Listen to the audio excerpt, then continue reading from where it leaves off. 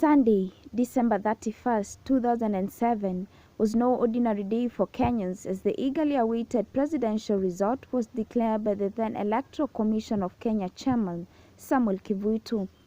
It was 4 tense days after Kenyans had gone to the polls when Mwai Kibaki was declared the winner in a closely contested election, sending his supporters to the streets in celebration.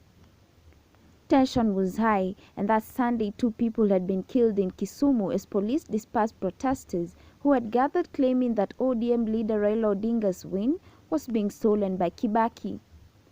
Police had early in the day put the number of those dead in the violence, leading to the announcement of more than 40 in Nairobi and over 50 in Kisumu.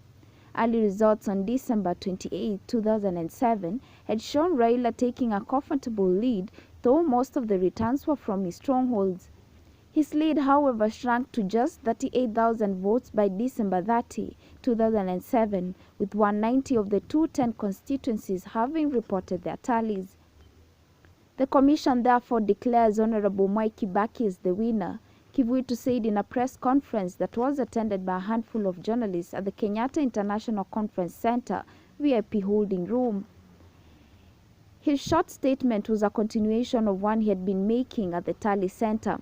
Kivuitu had been whisked to the room by the police after scuffles and heckling had erupted moments earlier at the tally center as he read the final tallies. Kibaki had won by about 280,000 votes, but Raila claimed that 300,000 of the president's votes were fraudulent and demanded a recount. The government moved with speed to ensure that there was no vacuum. Within an hour of the declaration, Kibaki was sworn in as the president at dusk on the grounds of State House, Nairobi, immediately triggering protests from Raila's supporters. International observers say the election could not be declared free and fair, with irregularities perpetuated by both sides of the political divide. When you see the kind of violence in the country like yesterday and the unruliness that we have witnessed today, it is a sad day for Kenya, U.S. Ambassador Michael Ranebege said as he called on Kibaki and Raila to address their supporters and calm them.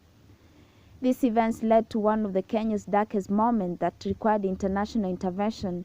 2 months later, the first power-sharing agreement in the country was signed.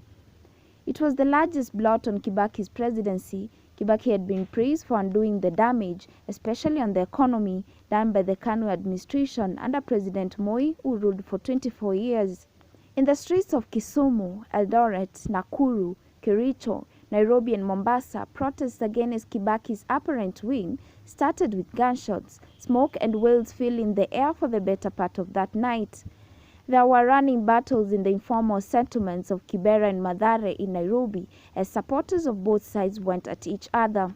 Houses were burnt, shops looted, women and girls raped, people slashed each other with pangas, others were shot by the police. It was one of the most difficult and chaotic nights in Kenya's history.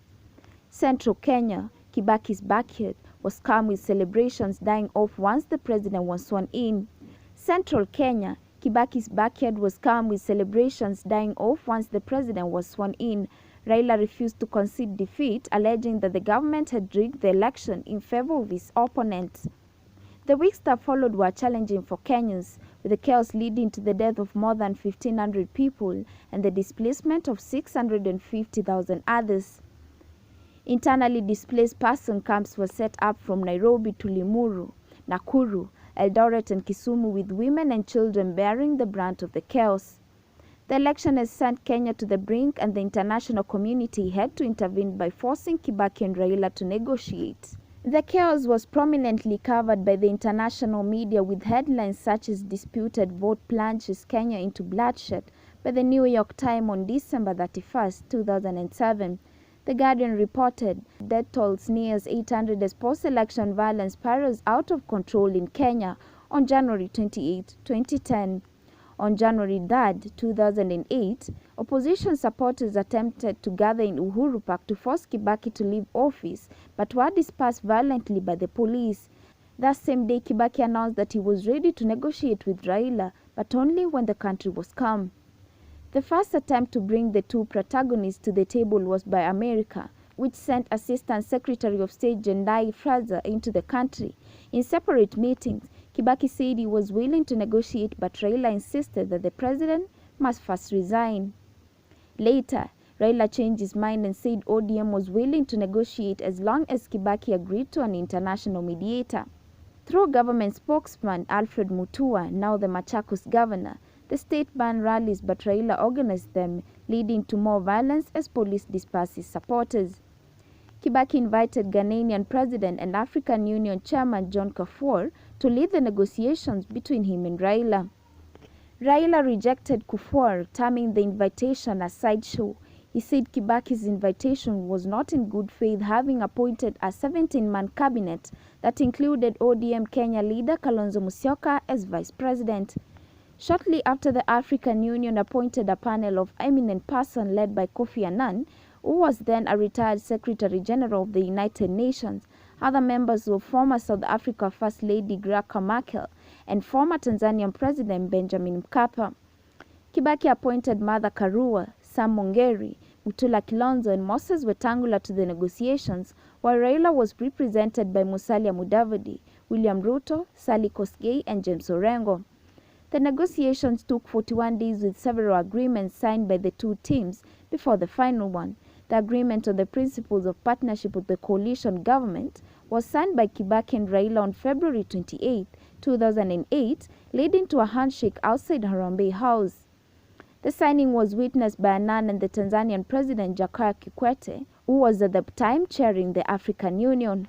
The other agreements were on how to deal with the humanitarian crisis that had seen thousands land in IDP camps and how to resolve the political crisis that has resulted from the election debacle. The agreement on February 28, 2008 led to the enactment of the National Accord and Reconciliation Act, which entrenched the Grand Coalition government in the constitution with Raila as Prime Minister. Though the Grand Coalition was faced with an ending wars between the two sides, it managed to put in place reforms envisaged in the negotiated agreements, including a new constitution in 2010. Two commissions were formed to investigate what went wrong before, during and after the 2007 elections.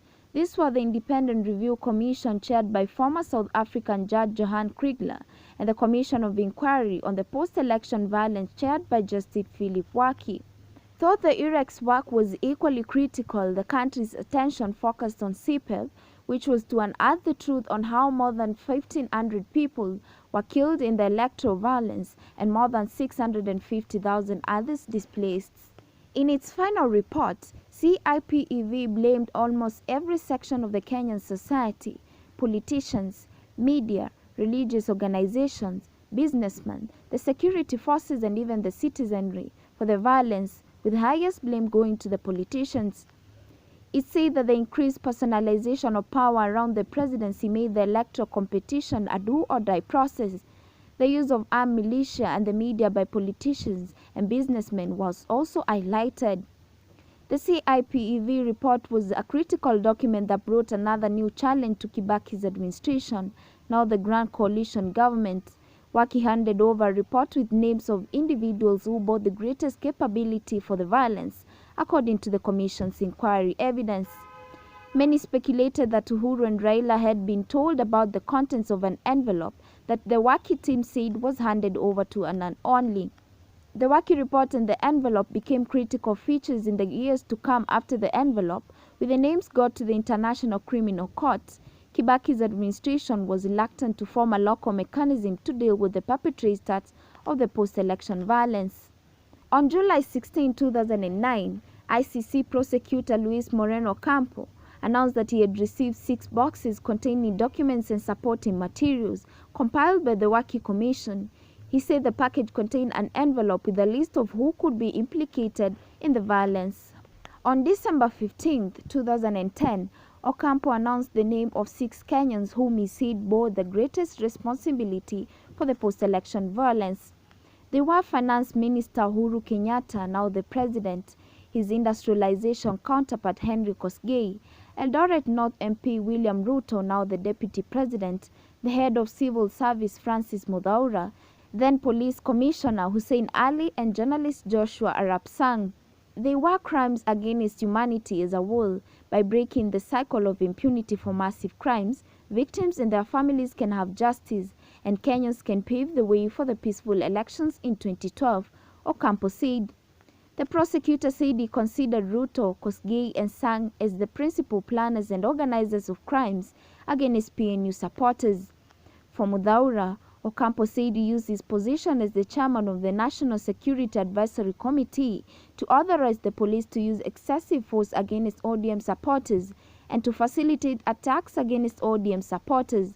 Ali faced the same charges. Uhuru was accused of mobilizing the outlawed Mungiki sect to attack ODM supporters. Only the cases against Uhuru, Ruto and Sang go to the trial after judges declined to confirm the charges against Kosgei, Mudhaura and Ali. Eventually, all the cases collapsed, with the ICC pointing a finger at the Kenyan government led by Uhuru for failing to cooperate with the court. The cases were also said to have collapsed due to the intimidation and disappearance of key witnesses.